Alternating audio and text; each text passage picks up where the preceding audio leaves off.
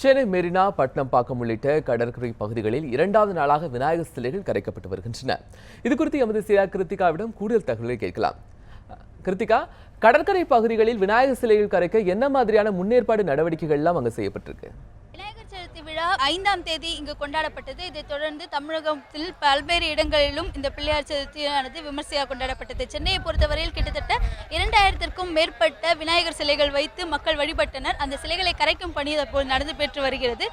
மெரினா கடற்கரையை பொறுத்தவரையில் பிள்ளையார் சிலையை கரைப்பது மட்டுமின்றி பிள்ளையார் சிலையை கரைப்பதற்கு தேவையான முக்கிய ஏற்பாடுகள் செய்யப்பட்டிருக்கின்றன. குறிப்பாக இங்கு கரைப்பதற்கு வருபவர்களுக்கான பாதுகாப்பு ஏற்பாடுகள் செய்யப்பட்டிருக்கிறது. அதாவது தீயணைப்புத் துறையினரும் இங்கு தயார் நிலையில் உள்ளனர். அதே போல ஆம்புலன்ஸ் வசதிகளும் செய்யப்பட்டிருக்கு. அது மட்டும் இல்லாமல் இங்கே சிலையை கரைப்பதற்கு உள்ளே செல்பவர்களுடைய பாதுகாப்பிற்காக ஐந்து மீன் அதாவது நீச்சல் தெரிந்த மீனவர்கள் அது போன்ற வீரர்கள் மட்டுமல்லாமல் 5 போலீசாரும் சேர்ந்த 10 பேர் கொண்ட குழு தொடர்ந்து கடலில் ரோந்து பணியில் ஈடுபட்டு கொண்டிருக்கின்றனர். இதன் மூலம் யாரும் தண்ணீரில் மூழ்கிவிடாத சூழ்நிலையும் தற்போது தவறி விழும் சூழ்நிலையில் அவர்களை காப்பாற்றுவதற்கான பணிகளுக்குமாக இங்கே ஏற்பாடுகள் செய்யப்பட்டிருக்கு. கோபால், கிருத்திகா, அதாவது சிலையை கரைப்பதற்கு என்னென்ன முன்னேற்பாடுகள்லாம் செய்யப்பட்டிருக்கு அப்படின்னு சொன்னீங்க.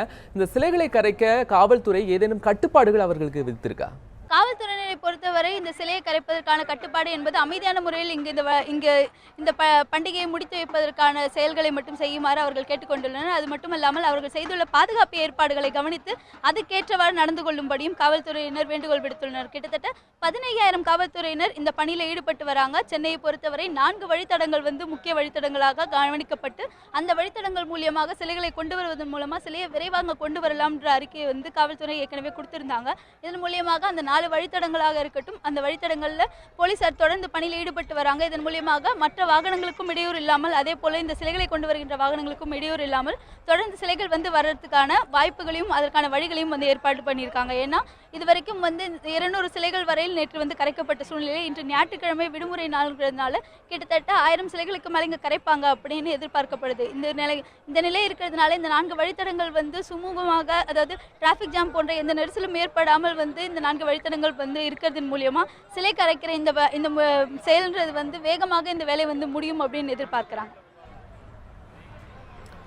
கிருத்திகா, அதாவது சிலைகள் நேற்றிலிருந்து கரைக்கப்பட்டிருக்கு அப்படின்னு சொன்னீங்க. இன்னும் எத்தனை நாட்கள் இந்த சிலைகள் கரைக்கப்பட இருக்கு? சென்னையில வேற எந்தெந்த பகுதிகளில் எல்லாம் சிலையை கரைப்பதற்கான அனுமதிகளை மாவட்ட நிர்வாகம் வழங்கியிருக்கு?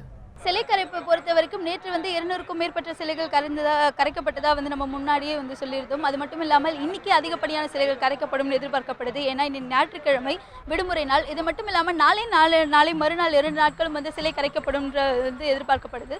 இதற்காக செவ்வாய்க்கிழமை புதன்கிழமை வரை இந்த பாதுகாப்பு பணிகள் தொடர்ந்து இருக்கும்னு குறிப்பிட்டிருக்காங்க. ஏன்னா கடற்கரையை பொறுத்த வரைக்கும் பீச் பக்கத்தில், அதாவது கடற்கரையில் மக்கள் யாரும் விளையாட போயிடாத சூழ்நிலையில் இங்கே தொடர்ந்து அதாவது வேலிகள் மாதிரி அமைச்சிருக்காங்க. அது மட்டும் இல்லாமல் கோபுரங்கள் அமைக்கப்பட்டிருக்கு கண்காணிக்கிறதுக்காக. இந்த மாதிரியான பாதுகாப்பு பணிகள் தொடர்ந்து இருக்கிறதுனால புதன்கிழமை வரை இந்த பாதுகாப்பு பணிகள் இருக்கும்னு நம்ம எதிர்பார்க்கலாம். அது மட்டும் இல்லாமல் சென்னையை பொறுத்த வரைக்கும் நீலாங்கரையிலையும் கரைக்கிறதுக்கான ஒரு பாயிண்ட் இருக்குது. அதே மாதிரி எப்பொழுதும் மக்கள் பிரதானமாக கரைக்கிற பட்டணப்பாக்கம் கடற்கரை, அது மட்டும் இல்லாமல் திருவொற்றியூர் பகுதியிலும் இந்த மாதிரி சிலைகளை கரைக்கிறதுக்கான பாயிண்ட் வச்சுருக்காங்க.